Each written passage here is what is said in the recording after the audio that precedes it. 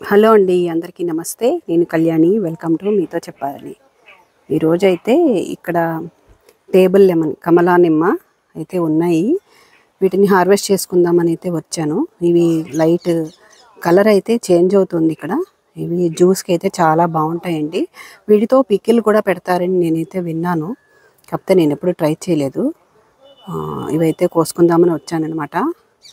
చాలా రుచిగా ఉంటాయి, పుల్లగా ఉంటాయి, కానీ టేస్ట్ బాగుంటుంది. జ్యూస్ చేసుకుంటే చెట్టుకి చాలానే ఉన్నాయి. ఈ కాయలు ఇలా వదిలేస్తే మళ్ళీ పూత రావడం లేట్ అవుతుంది కాబట్టి ఇవి లైట్ కలర్ అనేవి చేంజ్ అయ్యాయి కాబట్టి ఇవైతే నేను హార్వెస్ట్ చేసేసుకుంటున్నాను. ఇది చాలా ఈజీగా గ్రో చేసుకోవాల్సినటువంటి ప్లాంట్ అండి. చిన్న పాట్స్లో కూడా దీని అయితే గ్రో చేసుకోవచ్చు. అదే నేల మీద అయితే వేస్తే ఇంకా ఎక్కువ కాయలు అయితే కాస్తాయి. దాదాపు 3 years నుంచి ఈ ప్లాంట్ అయితే నా దగ్గర ఉంది. దీనికి అసలు ఎలాంటి ఫర్టిలైజర్స్ ఇవ్వచ్చు, దీనికి ఎలాంటి కేర్ అయితే తీసుకుంటూ ఉండాలనేది మన ఛానల్లో ప్రీవియస్ వీడియోస్లో అయితే చెప్పడం జరిగింది.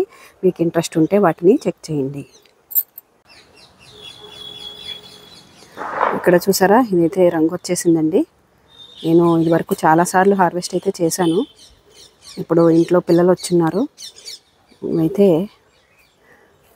హార్వెస్ట్ చేసుకుని జ్యూస్ ప్రిపేర్ చేద్దామని అయితే కోస్తున్నాను. దీనికి రెగ్యులర్గా ఈ హార్వెస్ట్ చేసేసుకున్న తర్వాత ప్రూనింగ్ అనేది చేసుకోవాలండి. ప్రూనింగ్ చేస్తే మొక్క అనేది బాగా పెరుగుతుంది, ఎదుగుతుంది. అప్పుడప్పుడు కూడా మంచి అంటే నెలకొకసారి కంపోస్ట్ అనేది ఖచ్చితంగా ఇవ్వాలి.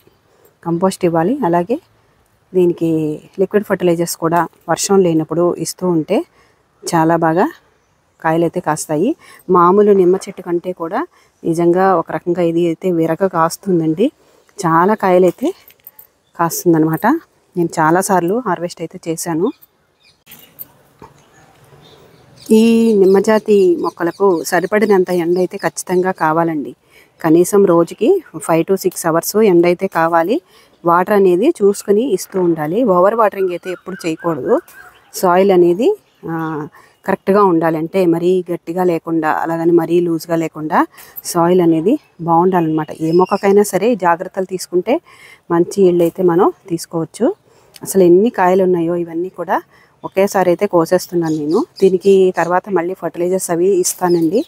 అయితే ఇప్పుడైతే కొంచెం వర్షాలు పడుతున్నాయి కాబట్టి ఇప్పుడు ఎలాంటి ఫర్టిలైజర్స్ ఇచ్చినా వాషౌట్ అయిపోతూ ఉంటాయి కాబట్టి కొన్ని రోజుల తర్వాత వర్షాలు పడుతున్నప్పుడు కొంచెం వర్షం ఆగిన తర్వాత ఏదైనా సాలిడ్ ఫర్టిలైజర్ అనేది ఇవ్వచ్చు. చూసారా, ఈరోజు ఇన్ని కాయలు అయితే కోసుకున్నాను. చాలా కాయలు ఉన్నాయి కదా. ఇన్ని కోసినప్పటికీ ఇంకా కూడా చెట్టు మీద కాయలు అయితే ఉన్నాయి. ఇవి కొంచెం చిన్న సైజులో ఉన్నాయి. అలాగే పిందెలు అక్కడక్కడ పూత అనేది కూడా వర్షాలు పడడం వల్ల పూత అనేది చాలా బాగా వస్తుందండి టేబుల్ లెమన్కి. దానికి ఫర్టిలైజర్స్ తర్వాత మనం ఇవ్వడం వల్ల మంచి గ్రోత్ అయితే ఉంటుంది. ఇక్కడ చూడండి, నారింజ కాయలు అయితే ఉన్నాయి, తయారవుతున్నాయి అన్నమాట. దాదాపు ఒక 7-8 నారింజ కాయలు అయితే ఇక్కడ కనిపిస్తున్నాయి. ఈ జామ చెట్టుకి అయితే కాయలు ఉన్నాయండి. అప్పుడప్పుడు పక్షులు అయితే వచ్చి లాగేస్తున్నాయి. కొన్ని పెద్దవైనవి అయితే అవి లాగి పడేయడం వల్ల రాలి పడిపోతున్నాయి అన్నమాట. నేనైతే కొన్ని చిన్న సైజులో ఉన్నవి రాలి పడిపోయినవి ఇంకా కోసేసుకున్నాను. తీసేసి టేస్ట్ చేసాను అనమాట. టేస్ట్ అయితే చాలా బాగుంటుంది. కాయలు అయితే చాలానే ఉన్నాయి. అయితే ఇది చిన్న మొక్కే. ఇక్కడ చూడండి, ఇక్కడ 2 కాయలు ఉన్నాయి. సైజ్ అయితే చిన్నవి కానీ కలర్ అయితే చేంజ్ అయ్యాయి అనమాట. ఇలా వదిలేస్తే రోజు పక్షులు అయితే వస్తుంటాయి, అవి తినేస్తాయి. అందుకని ఈ కాయలు అయితే కోస్తున్నాను నేను. చిన్నవిగా ఉన్నా సరే టేస్ట్ అయితే బాగుంటాయి అన్నమాట. ఈ 2 అయితే కోసుకుంటున్నాను.